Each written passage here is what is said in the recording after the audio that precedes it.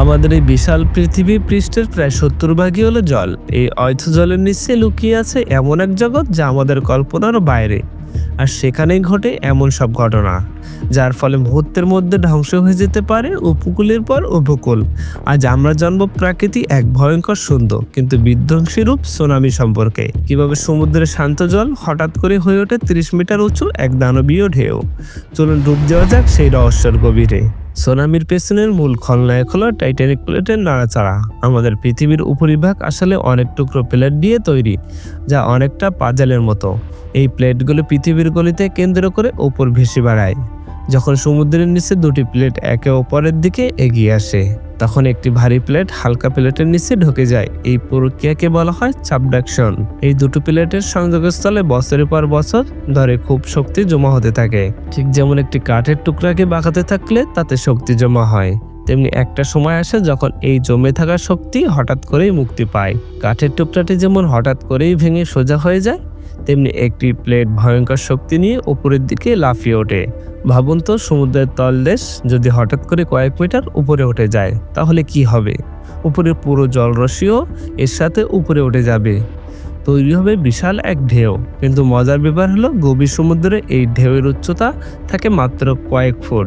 তাই যদি কোনো জাহাজ সেই সময় উপর দিয়ে যায়, তার হয়তো টেরও পাবে না যে তাদের নিচ দিয়ে এক ভয়ঙ্কর ধ্বংসশীলার শক্তি ছুটে চলেছে। এই ঢেউগুলো ঘন্টায় প্রায় 800 কিলোমিটার বেগে, অর্থাৎ একটি জেটলের গতিতে উপকূলের দিকে এগোতে থাকে। আসল নাটক শুরু হয় যখন এই দানবীয় ঢেউ উপকূলের কাছাকাছি পৌঁছায়। উপকূলের কাছে সমুদ্রের গভীরতা কম থাকে, ফলে ঢেউয়ের গতি কমে যেতে শুরু করে। কিন্তু তার শক্তি তো কমেনি। তখন সেই শক্তি ঢেউয়ের উচ্চতা বাড়িয়ে দেয়। একে বলা হয় সোয়েব সোলিং।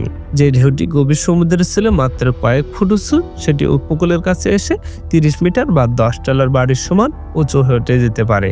অনেক সময় সুনামির আগে উপকূলের জল হঠাৎ করেই সমুদ্রের দিকে অনেকটা পিছিয়ে যায়, কারণ ঢেউয়ের চোড়ার বদলে অনেক সময় ঢেউয়ের নিচের অংশ বা ট্রাফ আগে উপকূলে পৌঁছায়।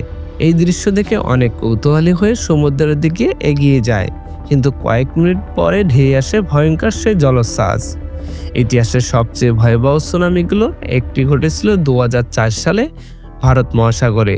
ইন্দোনেশিয়ার সুমাত্রার কাছে সমুদ্রের তলদেশে 9.1 মাত্রার একটি শক্তিশালী ভূমিকম্পের ফলে এই সুনামি সৃষ্টি হয়।